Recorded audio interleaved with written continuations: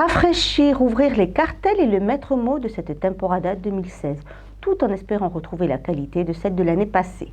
Dax, pour ses férias et son festival Toro y Salsa, recevra donc en ces lieux de quoi ravir quelques passionnés. Voici sans plus attendre la programmation de ces cartels en compagnie du président de la commission taurine, Jacques Pen. 5000 abonnés ont pu découvrir les cartels de cette année pour les fêtes de Dax et pour le festival Toro y Salsa. Une temporada sérieuse à l'architecture inspirée par le succès de la saison dernière. On a voulu, je l'ai dit, renouveler, c'est-à-dire rafraîchir un petit peu les cartels. Introduire des gens pour lesquels on pense qu'il faut leur donner leur chance, qu'il faut ouvrir les cartels. Alors déjà, dans le premier cartel, vous avez un torero qui s'appelle Galdos, Joaquín Galdos, bien connu dans notre région parce qu'il a beaucoup toréé en novillada. Joaquín Galdos n'a pas encore repris l'alternative et nous croyons en lui. Donc nous l'avons mis, et nous l'avons mis avec une vedette de la tauromachie comme Manzanares. Mais accompagné de deux toreros qui ne demandent qu'à monter, c'est-à-dire López Simón, qui est sorti l'an dernier des arènes de Madrid 3 fois par la grande porte, et Rocarey.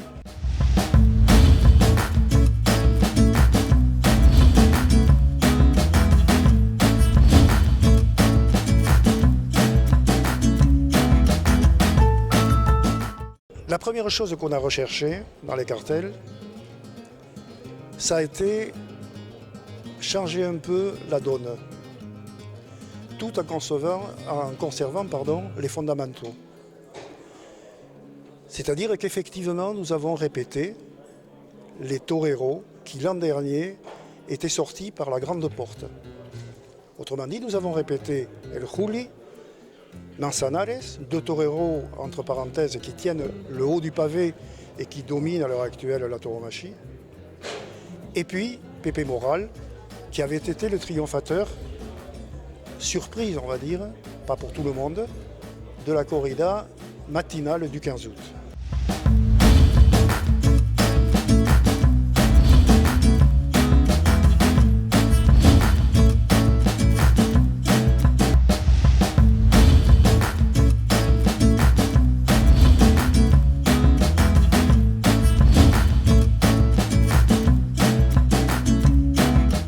Et puis reviennent des valeurs sûres, c'est-à-dire des valeurs sûres comme les taureaux de Pedraza de Yeltes, qui avait été extraordinaire l'an dernier et dont on espère qu'ils vont rééditer l'exploit.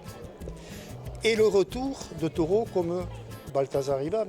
Baltasar Iban qui est une ganaderia habituée de Dax, c'est presque la ganaderia qui est venue le plus souvent dans les arènes de Dax, que ce soit en novillo, que ce soit en novillo sans picador, que ce soit en taureau. Vient septembre. Septembre, nous avons pris des taureaux qui sont connus pour leur race, pour leur caste, de Fuente Imbro, avec un cartel que nous jugeons capable de toréer ce genre de taureaux, avec des toreros capables, très capables de les toréer. Diego Urdiales, entre parenthèses, qui a pris l'alternative à Dax, ce qu'on oublie souvent, et qui, depuis 2 ans, est au sommet de sa qualité. Ivan Fandiño, bon, on ne présente pas Ivan Fandiño, c'est un torero d'un courage immense et c'est un torero qui a une ambition immense aussi. Et enfin Pepe Moral, on le répète comme je l'ai dit, parce que c'est un triomphateur de l'an dernier. Reste la corrida, la dernière corrida, avec des taureaux de Montalbo. L'an dernier, la corrida de Montalbo avait été excellente à Dax. Et les toreros, eh bien, on va retrouver El Juli, on va retrouver Manzanares et on va présenter David Galvan, qui est un jeune torero et qui mérite lui aussi d'intervenir et d'avoir la chance de toréer avec ces deux vedettes. Une programmation haut en couleur à venir découvrir lors de ces périodes estivales.